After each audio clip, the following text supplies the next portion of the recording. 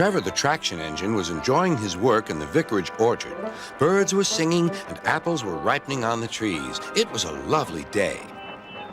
Hello, Trevor, said James. You look as bright and cheerful as my red paint. Oh, I am, replied Trevor. What's that noise? It's the bees, laughed Trevor. They're all in these boxy things called beehives. I'm taking them to the station. The vicar says his bees make good honey, and he's giving some of them to his friends. Just then, Boko, the diesel engine, hummed in.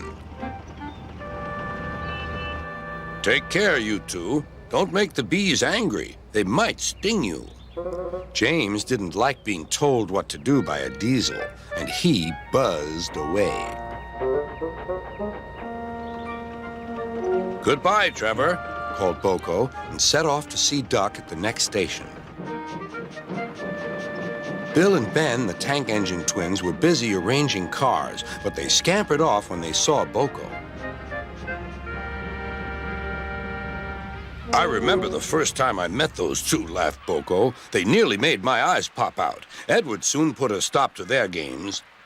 Edward is the only one who can keep Bill and Ben in order, chuckled Duck. I sometimes call them the bees. A good name, replied Boko. They're terrors when they start buzzing around. James bustled in. What's that, Duck? Are you afraid of bees? They're only insects after all, so don't let that buzzbox diesel tell you different. His name is Boko, and he didn't. I wouldn't care if hundreds were swarming around. I'd just blow smoke and make them buzz off. Buzz, buzz, buzz, retorted Duck. The next morning, James arrived at the station to collect his coaches. The passengers were excited and keen to get on board. The platform was crowded, and the porter was in a hurry. Mind your backs, he shouted. Then there was trouble. The beehive fell and broke open. The station cleared like magic. James heard a familiar buzzing. The bees were too cold to be cross, so they buzzed around the fireman, hoping he'd mend their hive. But he didn't understand, nor did his driver, so the bees turned to James. His boiler was nice and warm. Buzz off, hissed James. One bee burnt his foot. Ooh, ooh.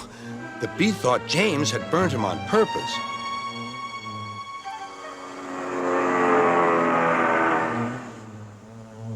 So it stung James right back on the nose.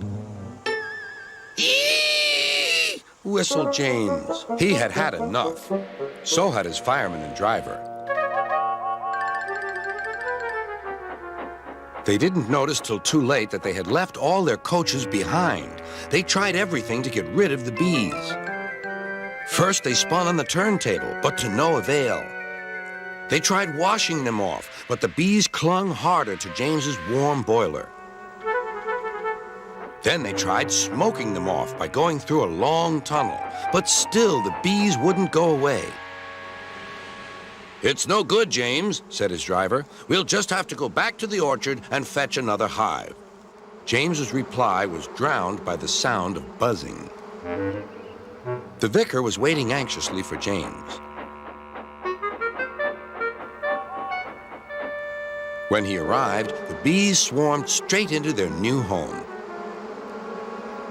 Come on, James, said his driver. What you need now is a good hose down. Later that evening, James was resting in the shed when the vicar came to see him. Thank you for saving my bees, he said. It's a pity it's not Christmas. Then we could call you James the Red-Nosed Engine. Everyone laughed, even James. But instead, they decided to call James the Bee's Knees, which means they thought he was more useful than ever.